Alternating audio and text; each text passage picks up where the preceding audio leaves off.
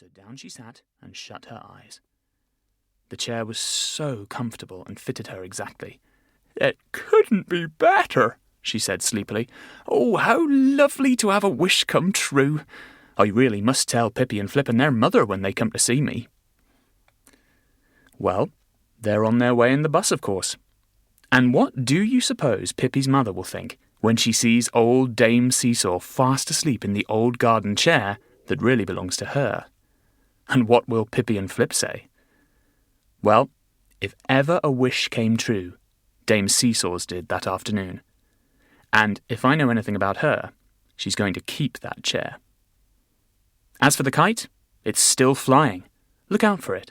It's black and blue, with a smiling face and a tail made of yellow and red. I'll let you know if I see it.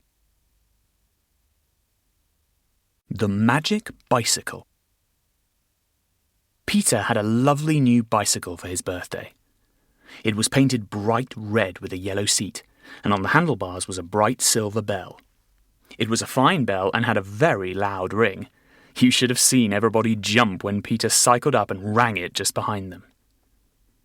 Peter went out on his bicycle every day after school, just before tea. It was great fun cycling up and down the lane, ring-ringing all the way. But one afternoon, a strange thing happened to Peter. He was cycling along, whistling happily to himself, watching rabbits scamper along the grassy verge. When he came to the little hill that ran down to the sweet shop at the bottom, he took both his feet off the pedals and had a lovely ride. But, do you know, when he reached the bottom of the hill, the bicycle wouldn't stop. No, it went on all by itself without Peter doing anything to help it. He was so surprised. "What a funny thing," he thought. "What's happened to my bicycle? Why is it going by itself? Oh, it's going faster. My goodness, I hope we don't run into anyone." On and on went the little red bicycle, with Peter holding on tightly. It went faster and faster, and Peter had to hold on tightly to his cap in case it blew away. The bicycle raced through the village and made everyone jump quickly out of the way. It nearly knocked over Mr. Plod, the policeman.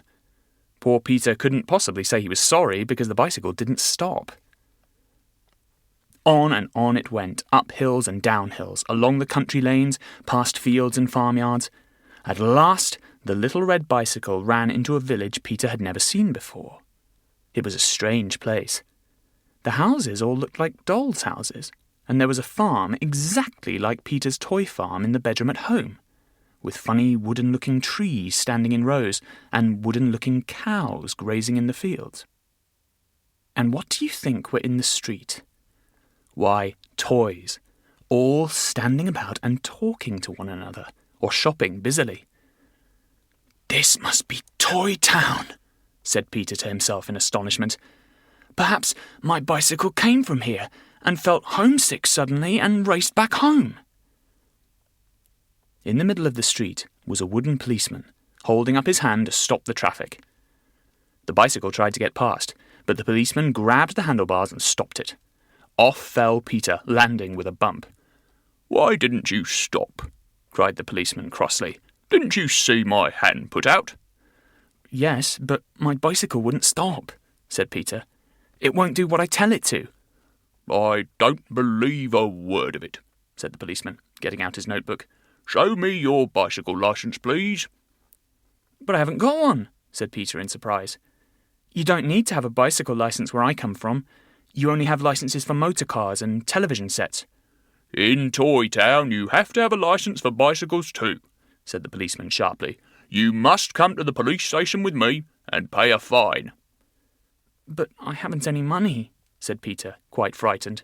"Never mind," said the policeman. "You can pay your fine in chocolate money instead." "I don't have any chocolate money either," wailed Peter. But it made no difference. The policeman took him by the arm and marched him down the street. Suddenly, there came a great noise of shouting not far off, and a big brown teddy bear rushed by, carrying a little bottle of brightly coloured sweets. "Stop, thief! Stop, thief!" cried a little wooden shopkeeper dressed in a stripy apron. And all the toys standing around in the street began to chase the teddy bear, but he jumped into a toy motor car and whizzed off at top speed. 2 more toy policemen rushed up. Who has another motor? To keep listening to this audiobook, I've left you a link in the description so you can do it, at no cost thanks to Audible's 30-day free trial.